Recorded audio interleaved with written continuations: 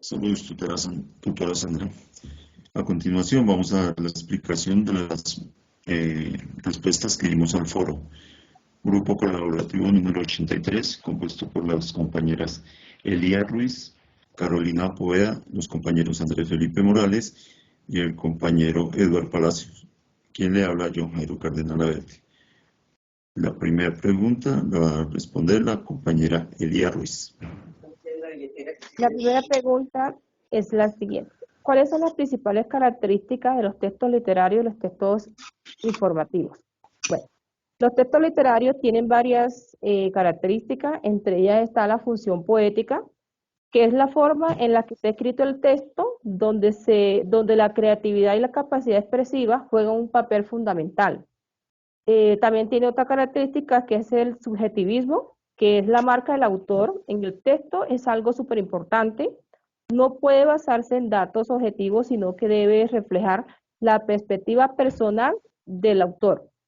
Otra característica es el lenguaje y el estilo. Un propósito estético utilizando un lenguaje bello y adornado mediante la utilización de recursos literarios. Otra característica es su funcionalidad. Jugar con la mente del lector a traspasar los límites entre la ficción y la realidad. La mayoría de ellos son totalmente ficticios, pero en algunos casos podemos encontrar esta ambigüedad entre ambos. Y también tenemos por última característica la representación de la realidad. Imita la realidad en la que supuestamente se encuentra, es decir, se sitúa en un entorno en concreto, en una época en concreto o localización. Así se sitúa el lector en un contexto reconocible para él. Compañero Edward. Buenas noches. Bueno, informativos. Un texto informativo o texto expositivo es una pieza de lenguaje escrito que sirve para transmitir información al receptor. Ofrece datos, descripciones de la realidad de ciertos hechos o cualquier otro tipo de información cuyo cometido sea transmitir un conocimiento, tener el propósito de transmitir una información, o sea, de compartir o difundir datos, hechos, descripciones, etc. No involucrar ningún tipo de argumento, opinión o estrategia de convencimiento y por ende o influir explicando y postura personal del receptor.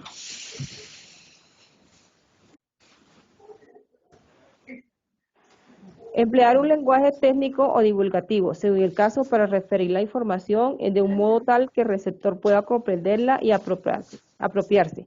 Emplear estrategias retóricas o expositivas objetivamente, o sea, con el fin único de facilitar la comprensión del receptor.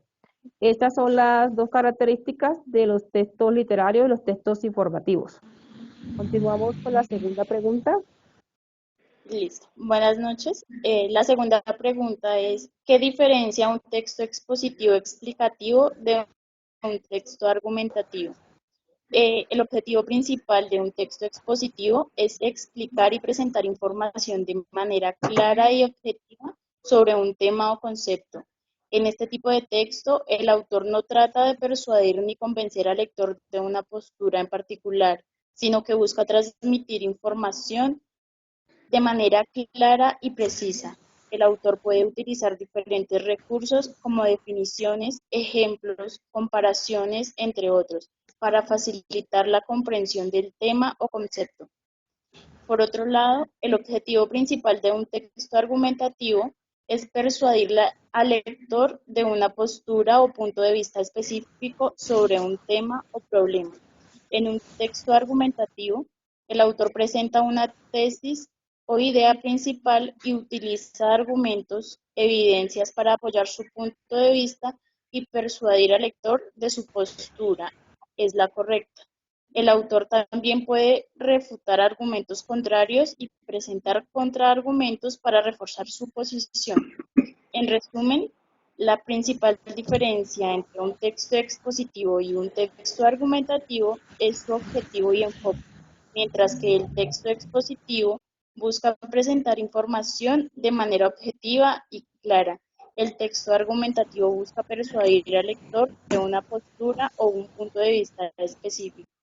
Estas serían las diferencias de un texto expositivo explicativo y de un argumentativo. Siguiente pregunta. ¿Qué estrategias de lectura se pueden aplicar en el momento después de la lectura, según la autora Isabel Solé? Después de la lectura, según lo que recomienda la escritora, debemos tener y analizar qué tanto comprendimos de lo que se leyó. Es decir, hacernos la pregunta si tenemos claridad sobre la idea principal. Además, recopilamos mentalmente qué tanto del texto logramos absorber y, particularmente, algunos datos importantes se quedan en el aire. Última pregunta.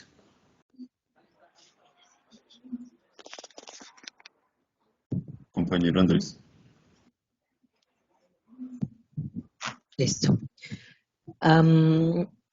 Como última pregunta tenemos, ¿qué caracteriza el nivel crítico valorativo según Cassani?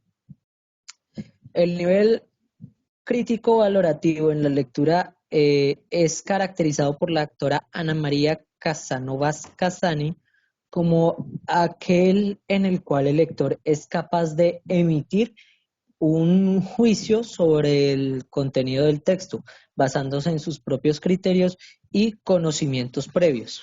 Este nivel implica ir más allá de la simple comprensión del texto y a que implica una reflexión más profunda que permite al lector analizar y evaluar la información presentada, establecer relaciones con su propia experiencia y conocimientos y emitir un juicio crítico sobre la validez y relevancia del contenido del texto.